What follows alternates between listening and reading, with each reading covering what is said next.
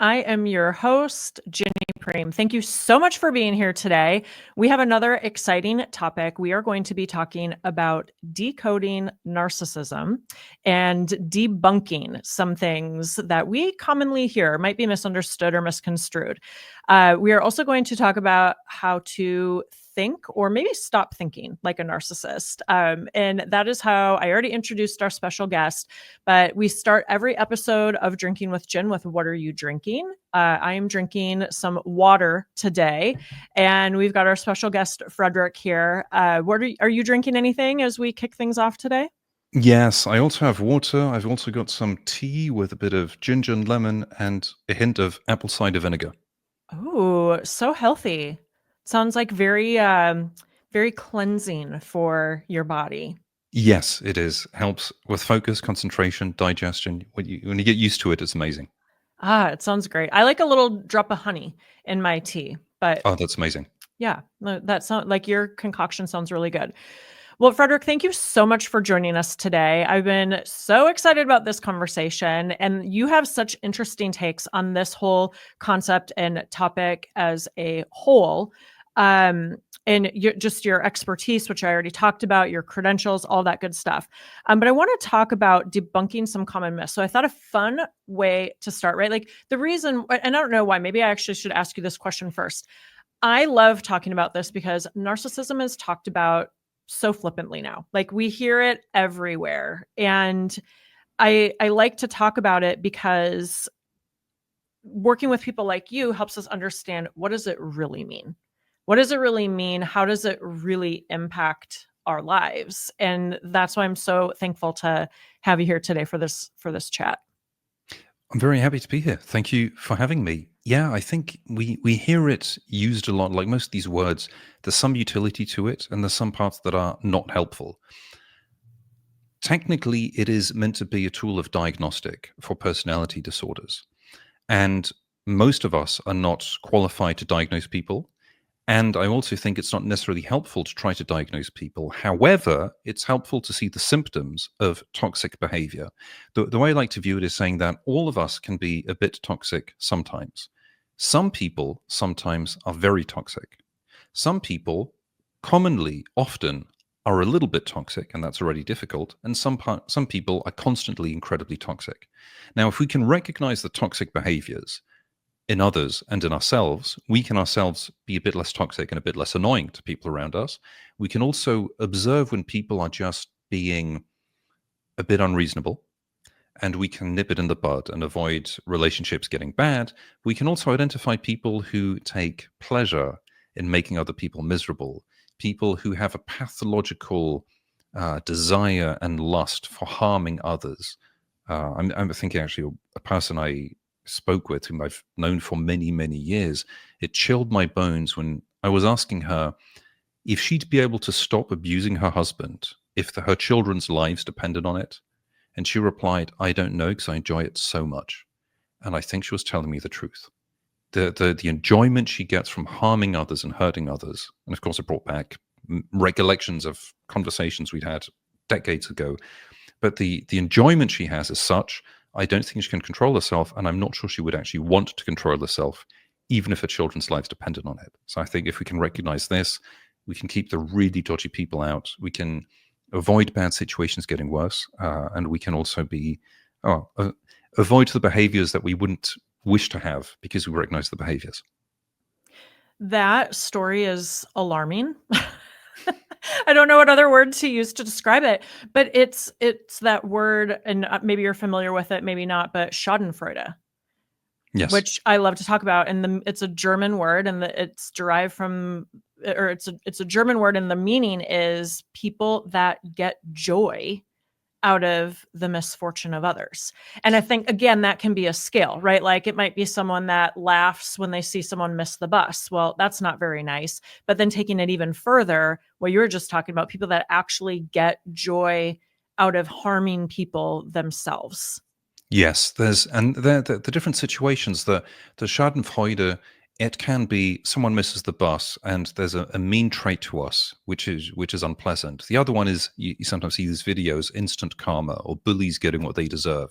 So somebody abuses you in a supermarket. You bump into them without meaning to, and you apologize, and they abuse you and they curse at you, and then they walk out and they slip down and they hurt themselves. And you go, well, sort of, there's a bit of you that goes, serves you right. You might still help them get up. If they miss the bus, part of you might go, well, there we go, instant karma. So it's context dependent. That they use as the Schadenfreude, but some people will go out of their way to create the drama and the pain, and they'll enjoy it so much. And sometimes it actually participates in the Cartman drama triangle when they present themselves as being saviors. They love seeing people suffer. And the worst thing, the most perverse thing, is when they pretend to be helping the victims, the people who are suffering, whilst keeping them in the victim position, monetizing it, but they get so much joy out of it. And when you actually say, well, there's an easy way to get people out of victim status and actually help them move forward, they become angry because they don't want the people to do better. They don't want the people to get out of the victim status. And I've seen it with various NGOs, people working there. It's bizarre to see. And you say there's an easy solution, and they go, well, if we implement your solution, we're out of a job, and we actually enjoy working with these poor little people who need our help. You go, that's weird. It's not what I expect, but that's where we see some of the toxic traits. Absolutely. And, one of the things I think is important, and I would love to get your take on this. So when we think about narcissism and Schadenfreude and, narcissists devaluing others to overvalue and inflate themselves, how much do you think that feeds into it? Like, how much do you think they enjoy that? Like tearing other people down so that they can fuel their ego and their insecurities to feel better about themselves?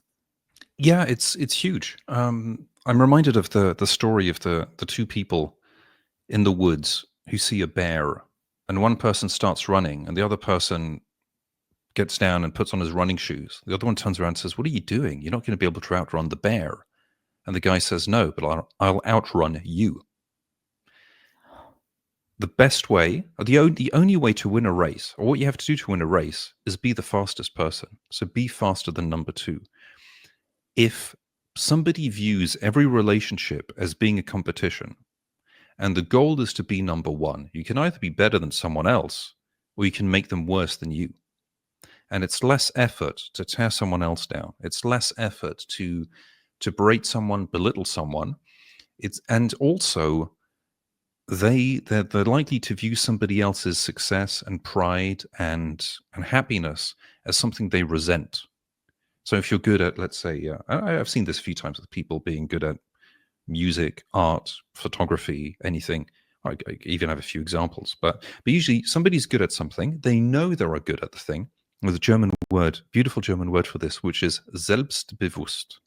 In other words, you know your own value. So that would be someone who says, I'm a photographer. I know my photos are good. I've done an exhibit. I'm proud of it. I've done all the hard work. I know it's a good exhibit. I know the photos are good.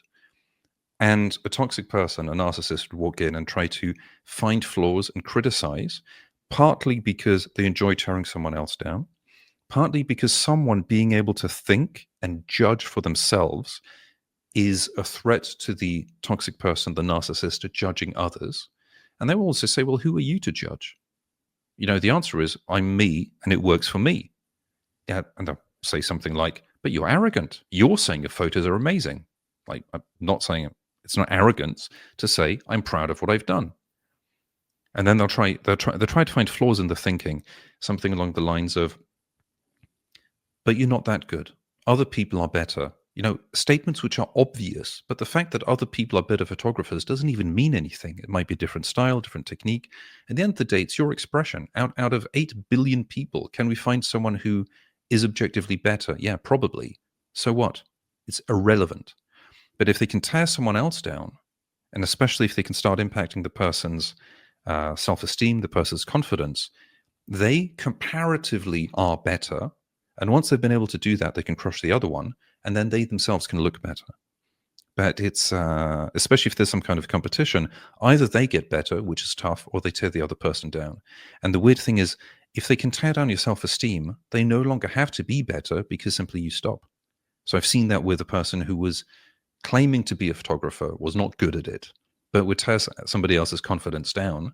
And then at the end of the day, the only person doing photos was the person who was really bad, because the other one stopped, because they lost they lost all enjoyment. And this is one of the, actually, I think one of the key things. If they can make us lose the enjoyment, then they make us sacrifice something that's precious to us. And there's a bit of the, when that happens, we're letting something important die. And I'm pretty sure that they derive a massive amount of sadistic pleasure from seeing someone sacrifice something they actually care about, seeing a little part of them die. And especially when they go, you sacrifice this for me, therefore I am more valuable than this thing that you let die, and they get a kick out of it. But it's to me, it's heartbreaking, because I think if you love someone or care about someone, you want them to thrive and have a happy life, instead of make them sacrifice stuff on your own altar. I actually think that's the worst lie that narcissists tell, is I love you.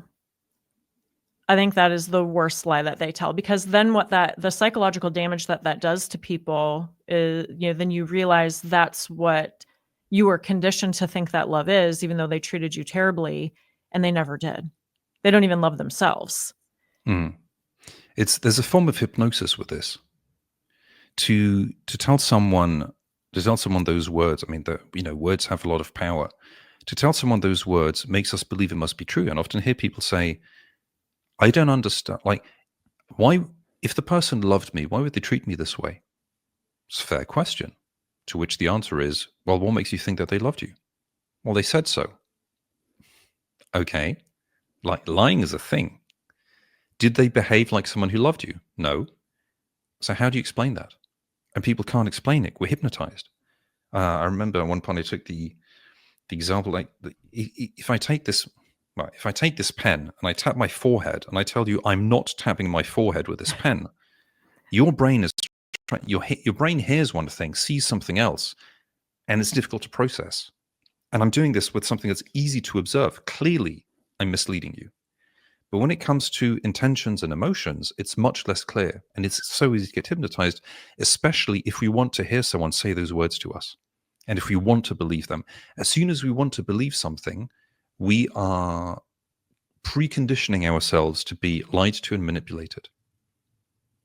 Mm-hmm. And we don't realize that. It's terrifying when we notice it. Well, and it's a slippery slope, right? Like, it can, like you said, it can start with one thing that's, more benign, but then it can get deeper. And that's, I think exactly what happens when you are in a relationship or have a relationship with a narcissist. That's true. And a lot of what's happening is small tests. I'll try something. Can I get away with it? If I can't get away with it, then I can throw a fuss and start a fight. And complain that you're being unreasonable. And if I can get away with it, I can go further next time. And then it's the salami tactics, slice by slice. Every time I go a little bit further. So somebody will say, I'll mention I have a female friend. There's nothing wrong with that. Of course not. I'll mention I'm having a coffee with a female friend. There's nothing wrong with that. It's just a coffee. Mention I'm having dinner with a female friend. There's nothing wrong with that. I mention a female friend is coming to visit in town and is looking for a place to stay. There's nothing wrong with that. I'll mention that the price of the hotels are too high, so of course they can stay in my guest room. There's nothing wrong. Slice by slice. And of course, with each of the points, where is the line? And you can go, well, it's possible to have male-female friendships where there's nothing ambiguous, which is fine. And these are the things that toxic people will be gaming, will be abusing. Like, most of us will go, well, listen, yes, of course you can have a female friend who can come and stay. I'm not comfortable with it, which might be me, but I'm just not comfortable. Or I don't know the person. How come the three of us aren't meeting for dinner? Like, what's going on? And because there's no clear line, that's where the system can be gamed. And that's how they game it. And then if we put our foot down, then we seem unreasonable or we feel unreasonable. But if we don't, then they can go further. And where exactly does it stop? Well, it stops when we put our foot down, eventually, or until they get bored. That's usually when we've been destroyed.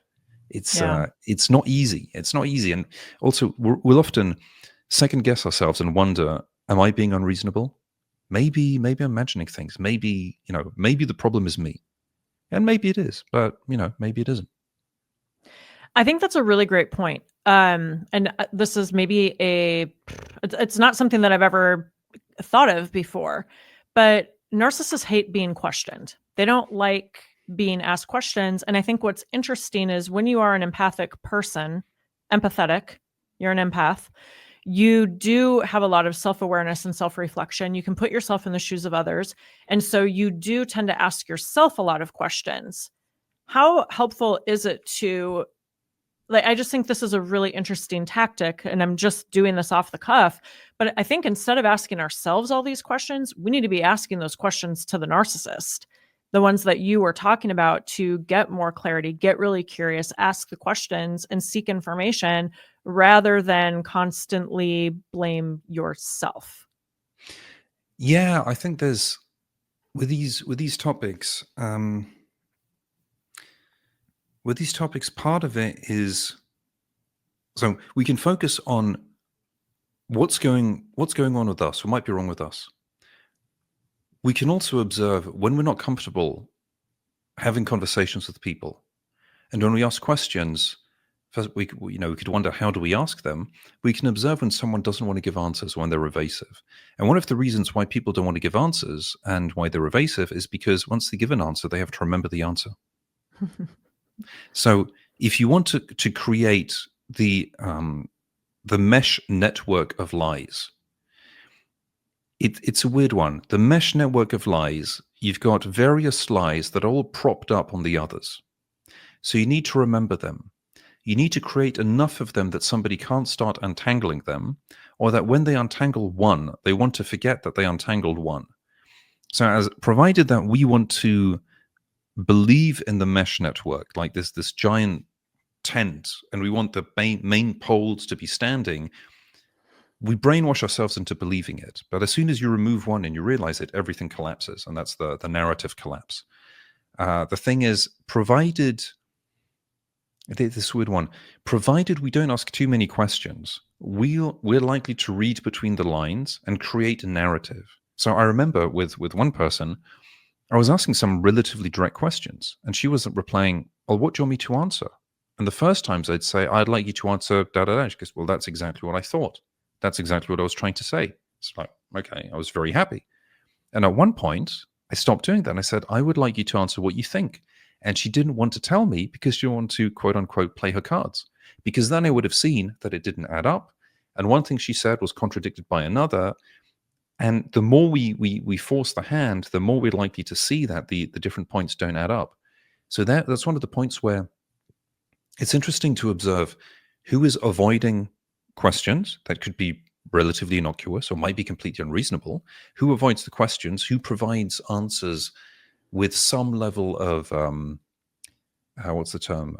Let's say openness and honesty, candidness, and who gets tense and who turns around the question. So, like one great way they do it, which is very funny, is saying, "Don't you trust me?"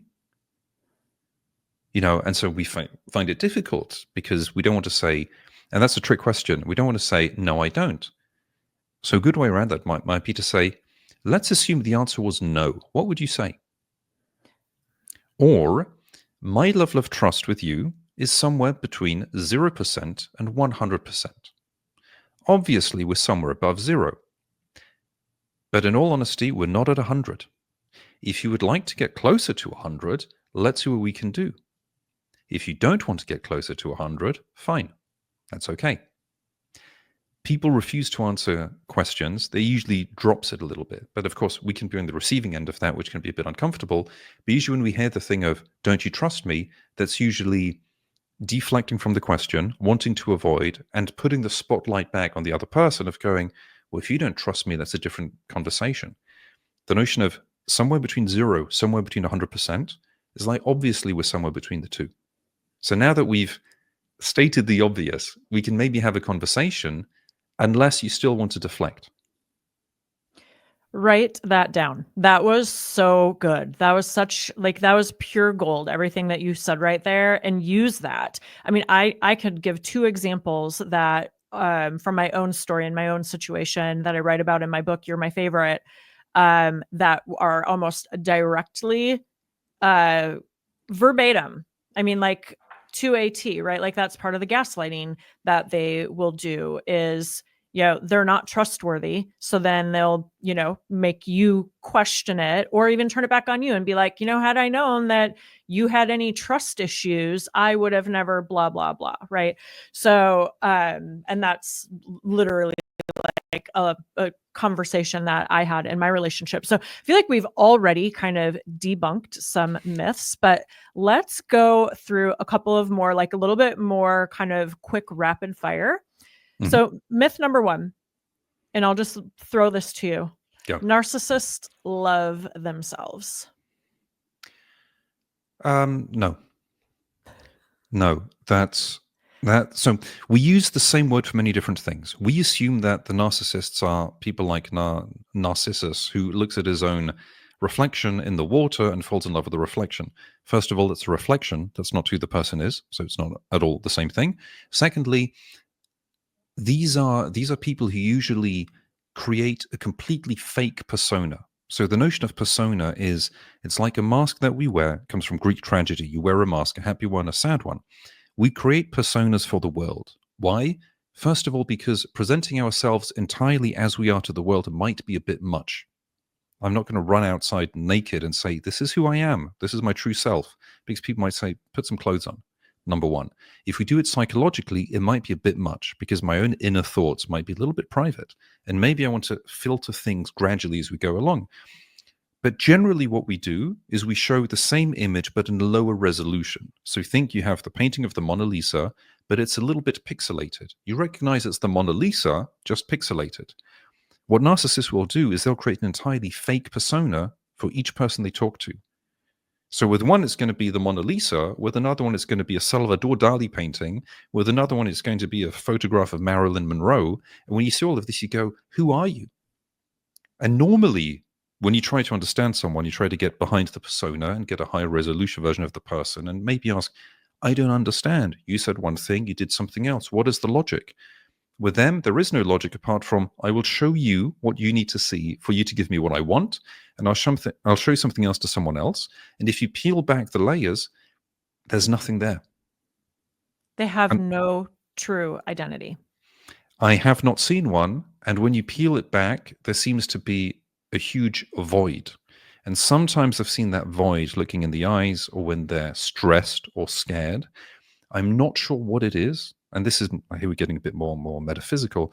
I'm not sure what it is, but it feels like, it feels as though all of us deep down inside want things to be better and we want to climb upwards towards the light.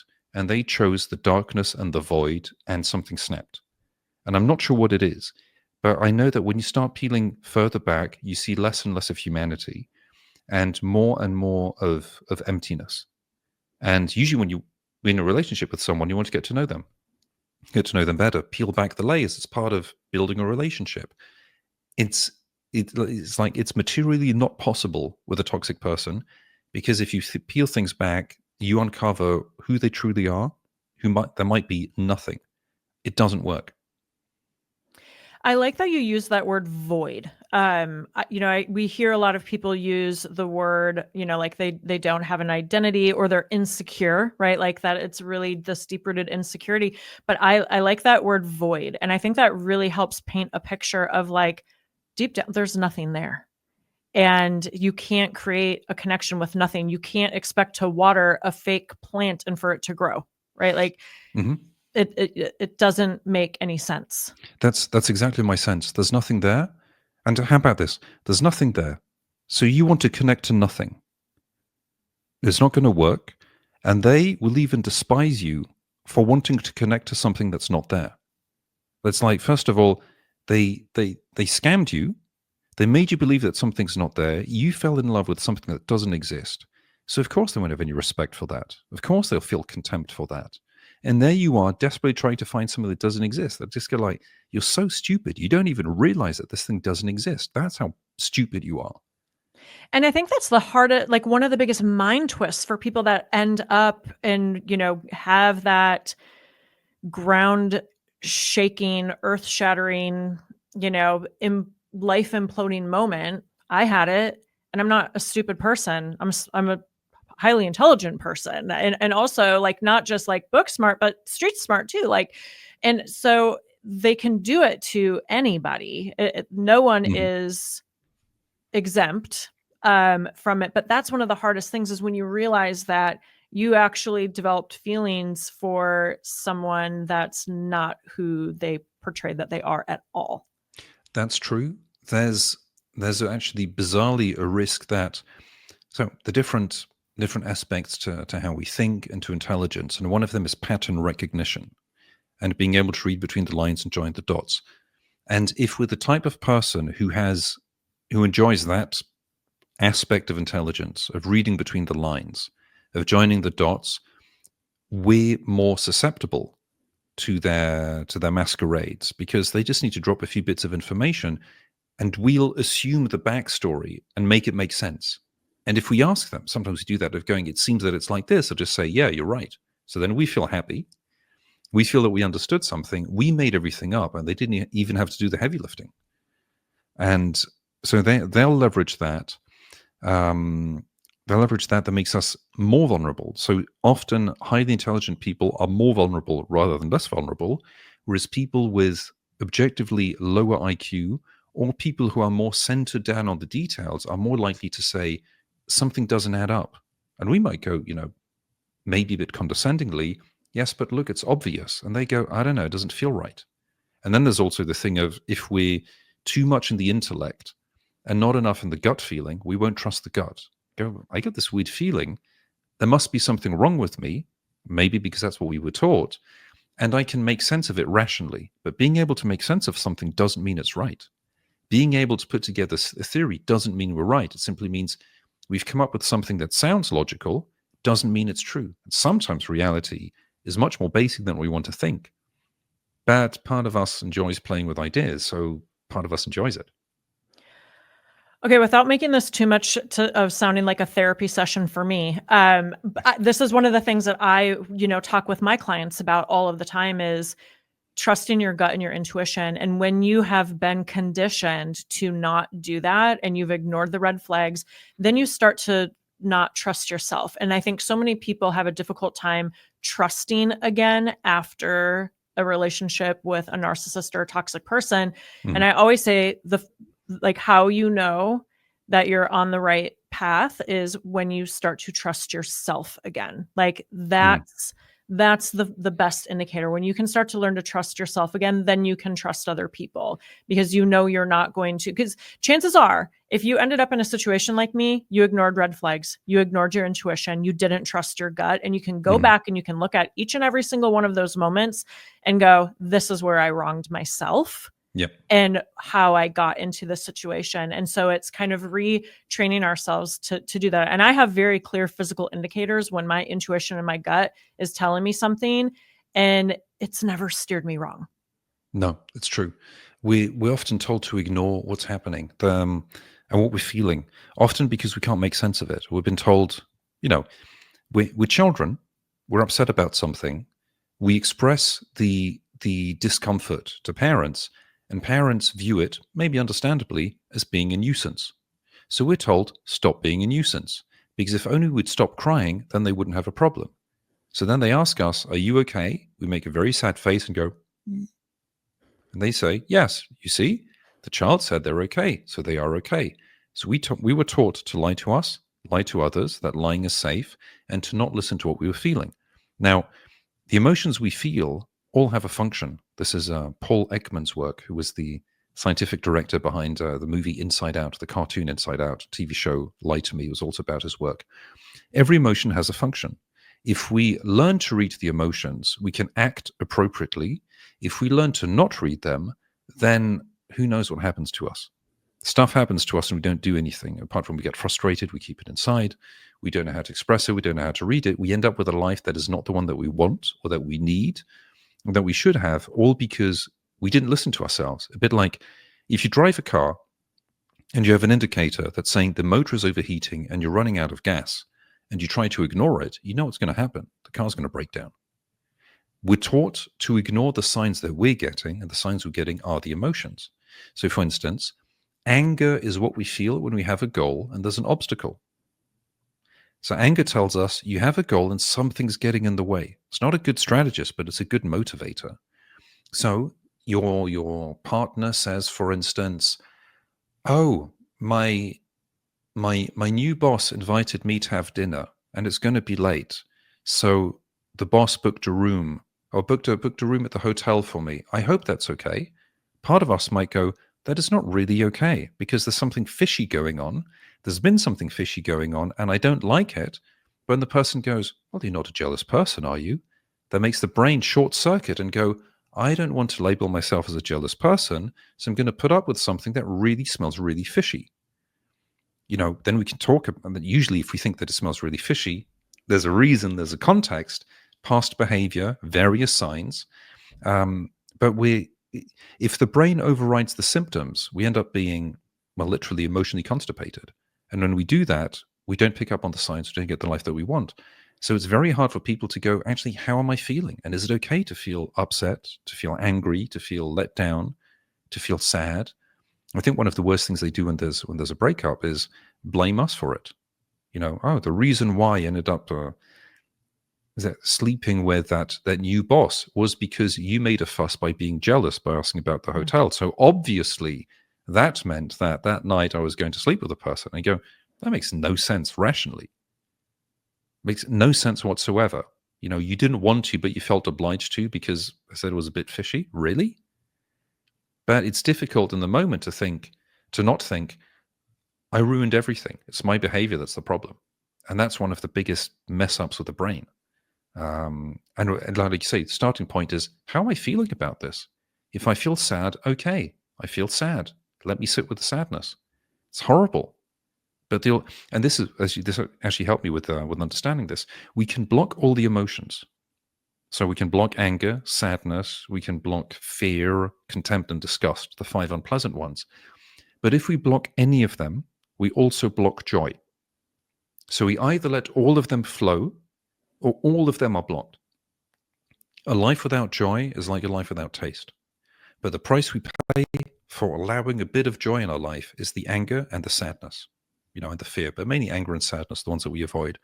So if we want to be happy ever in our life, we need to be okay with the sadness. We need to be okay crying. We need to be okay sitting with the sadness. Otherwise, we lose joy. It's the price we pay. Like a disinfectant. It hurts, but then we're okay. If we don't want to disinfect, we'll get infected. It's going to be worse.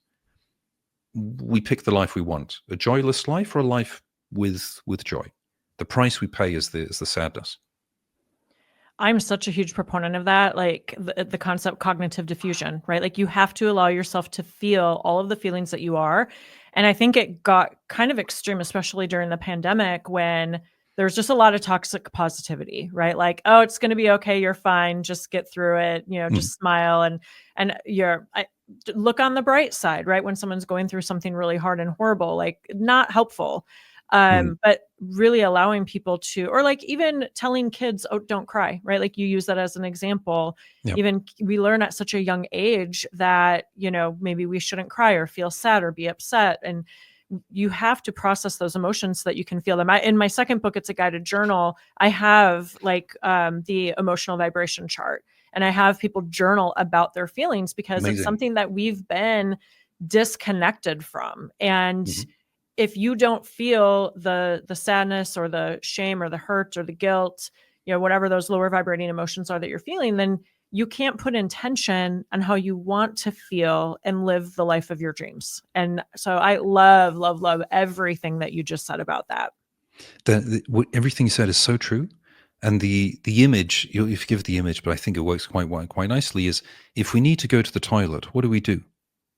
We can keep it inside, but then life gets relatively uncomfortable. Yeah. We can go to the toilet and let about 10% out, but then life is uncomfortable. Normally what we do is we do our business and then we move on.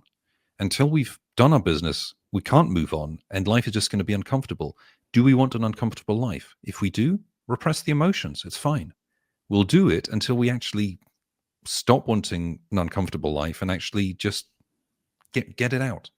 And it's there to be to let it out. And when we do that, especially with sadness, we feel sadness because we lost someone or something that we cared about. Sadness helps us realize we care about things and people, It helps us realize we should be a bit more careful, helps us let go and move forward. Oh, and this is thing what you were saying before. This is one of the toughest things, is when we mourn a relationship with a toxic person, we're not just mourning the relationship, we're mourning the very existence of the person whom we thought we knew, who never actually existed. And that's difficult to wrap your mind around. There's a human being, a Homo sapiens, somewhere with arms and legs who looks like a Homo sapiens, who's got the same body as the person we thought we knew, but it's not the person we thought we knew. And it's really hard to go, the person we thought we knew never even existed. And there's a Homo sapiens that looks like them, but is not the person whom we thought we knew. It's like, invasion of the, what is it, the body snatchers or something strange like that. It's bizarre, but it's not at all what we thought we had. And it's hard to know that then they're just going to go do that to the next person. And you just, you see it, recurring. Going back to the emotions, like I do this in workshops too. And I actually had, like a year and a half ago, I had a workshop and we were talking, like one of the things I have people journal about is like, when is the last time you felt joy? And I had this person who is a highly successful, like kind, just wonderful person start sobbing because they didn't know, they could not remember the last time they felt joy in their lives.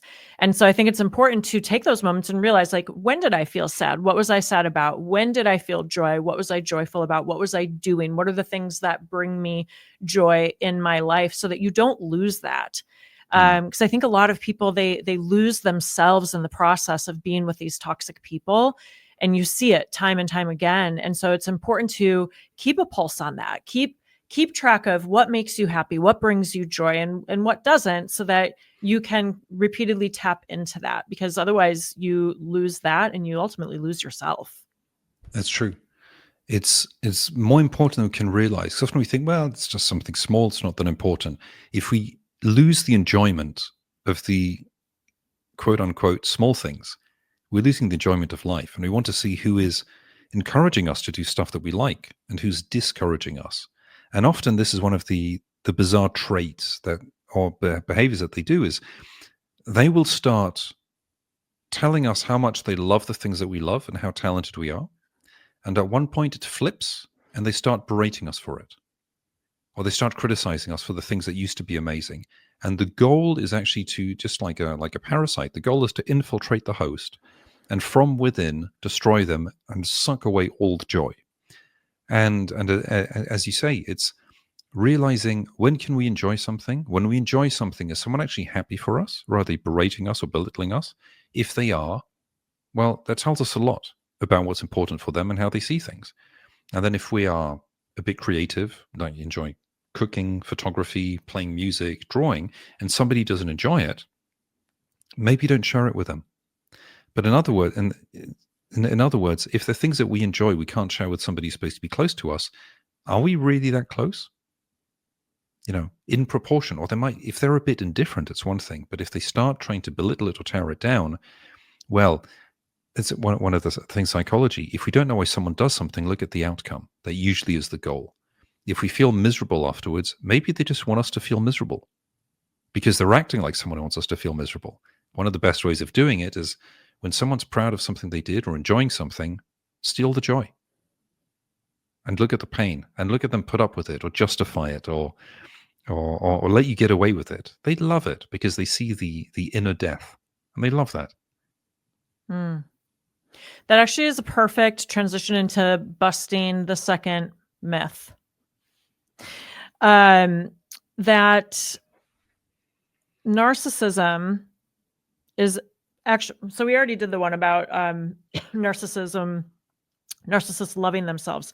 But what about, and you referenced this earlier, that narcissism is just about vanity? No, that's simplistic, because vanity is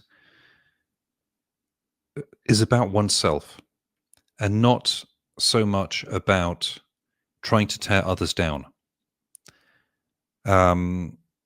It's beyond that. I think that's using the same word for two different things. People can be incredibly vain without being mean-spirited, without enjoying hurting others, without having the most of the toxic traits that we'd associate with clinical level narcissism. It's so important to be careful with the words we use, and especially a word like that that's used left, right, and center. Somebody who's always posting about themselves on social media might have quite a bit of vanity. It doesn't mean that they're a person who's obnoxious to everyone around them and wants the world to burn. So it goes way beyond that. Yeah, that statement lacks the control, like you mentioned, the manipulation that they utilize, the lack of empathy. There's so much more nuanced in it. Just about that, I'm thinking in systemic therapy, we view people as being part of a system. So you have the individual and everyone around them. And it's in the interactions that we see the toxicity. It's always related to others. Whereas the vanity is them on their own. So they can be very vain, but we have to see how they interact with others. It's a bit like you know that someone's a vampire when you see them act like a vampire around others. If they're acting like a vampire, sucking the blood, killing other people, doing all the manipulation to get to the point where they can extract the blood from people, then they're a vampire. If they're just like, combing their hair back, they don't like tanning, and they like dressing, in the 18th century or 19th century style, it takes more than that to be a vampire. It's in the interactions that we see the toxicity. And so the interacting, but narcissists don't view people as people.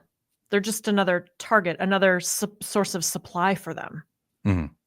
Hence the vampire image making sense, because it's just that they want to feed off people. And there's a term, I just thought about that recently, and I did a short video on it, which is, are you familiar with fungibility? No, tell us. So fungibility is a term used in economics. Say that you have $10,000 and I give you $10,000 $1 notes. If I give you $20 and I want $20 back, I don't need it to be the identical $20. I just want it to be $20. If you have $10,000 and I give you another $10,000, you have $20,000. And if you spend $5,000 on a car, $4,000 on something else, I can't tell which part of my dollars went to the car or to something else. So if you give money to a drug addict, you might say, I want you to use this for food, but you just brought their cash going from $20 to $40. They'll spend $30 on drugs and $10 on food. You might say, well, 10 of my dollars went to the food. It doesn't work that way. So something that's fungible, also think you have 3 bottles of water and a big pan. You put all the water in the pan. When you put the water back in the bottles, all the water's mixed up. So for narcissists, they won't view people as being, I meet Bob. Bob's attention is important because it comes from Bob. It's just attention. So if you get it from Bob, or you get it from Kate, or you get it from Deirdre, it's just attention. It's all fungible. So we go, well, I'm the one giving it, therefore it must mean something.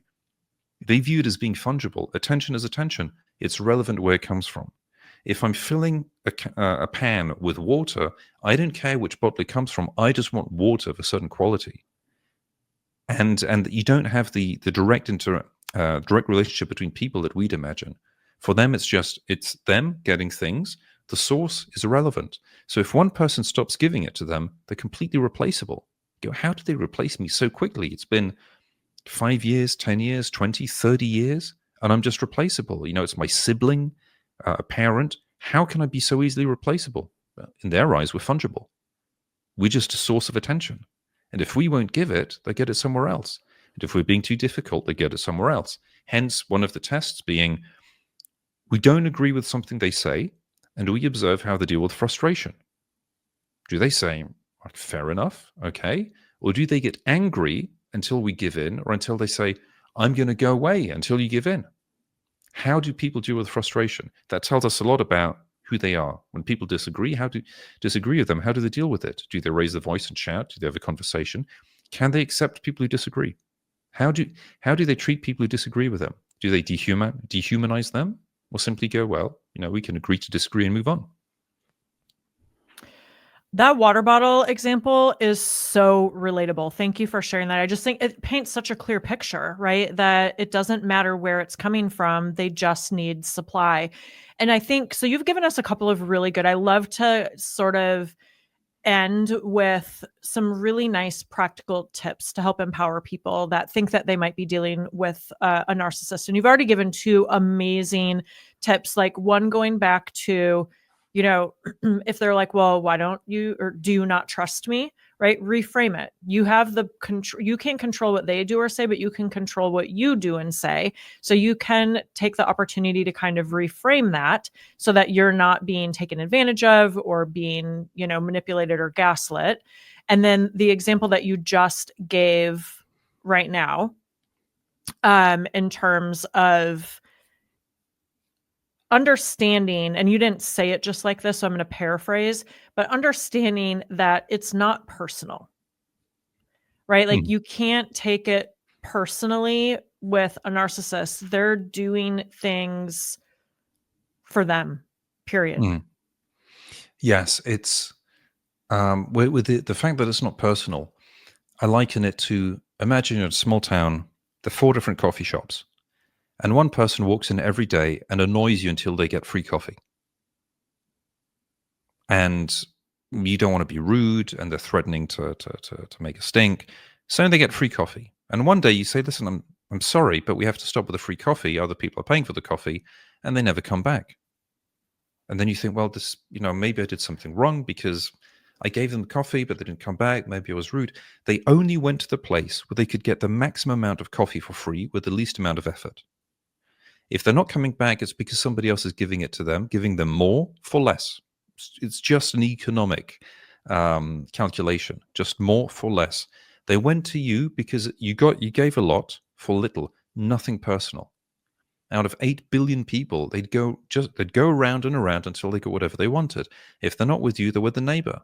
And when the neighbor says, I'm sorry, you're going to have to start paying for the coffee, they'll try someone else. And then they'll come back around. And at one point you go, you're showing up again. Don't you want to apologize for what happened before? Like, why would I apologize? Give me free coffee. So you give them free coffee again. Then you have to get rid of them again. But the rules of engagement, rules of behavior that most of us have, of respecting people, of being respecting reciprocity, it doesn't apply, because they go, why wouldn't I get stuff for free? I'm reminded of, by the way, in terms of crazily different cultures, and this gives an example, and it's sort of how these people function. Decades ago, I was in Morocco. And in Morocco, first time in Africa, I was a teenager. It was super interesting to me, a completely different culture. One of the things I noticed, and I asked the guide about it, I say, this is so weird. I don't see any bins. I've got something I want to throw away in the bin. I don't see any bins in public. What do I do? Like, why aren't there any bins? And he says, well, there are no bins, because if you put a bin in public, someone's going to unscrew it and take it home. And I'm coming from, Western Europe, where you don't do that. It's like, what do you mean take it home? He says, yeah, if it's there and you don't take it, you're an idiot, because someone else is going to take it. So of course you would take it home. If you can take it for free, you'd have to be an idiot to not do it. That's why there's so few things in public. And that's just such a massive colliding of minds. And I asked my Moroccan friends about it, and they said, yeah, obviously. I mean, we've lived in Europe, so we're used to a different way of seeing things. But back in Morocco, yes, there's this mindset of, if you can take something for free and you don't, you're an idiot. And they go, well, it's changed a bit, but back in the 90s, yeah, that was very, very much the case. So when we're dealing with people who view things this way, for them it's obvious. If you can get something for free, why wouldn't you? And why wouldn't you just treat people like resources? Well, we think you wouldn't, but they do. So we can see the behavior and see how they do that. That might be, because you're asking me about tips. Should I go into some tips?